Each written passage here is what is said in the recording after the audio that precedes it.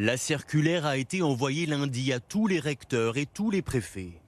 La recrudescence au sein et aux abords des établissements d'enseignement supérieur de troubles à l'ordre public d'une extrême gravité appelle à une vigilance renforcée. Un rappel des règles perçu comme un serrage de vis à l'université de droit de Lille, mais qui fait suite aux événements tragiques survenus la semaine dernière en marge d'une conférence de Rima Hassan à Sciences Po Lyon. Est-ce qu'ils vont, sous prétexte de ça, empêcher d'inviter certaines personnes?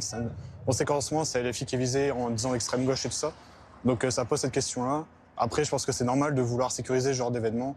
C'est au président d'université d'apprécier les risques et de valider l'organisation d'événements étudiants au sein de leurs locaux.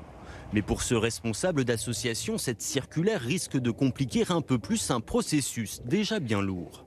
Pour chaque événement que vous faites, vous avez un dossier à monter.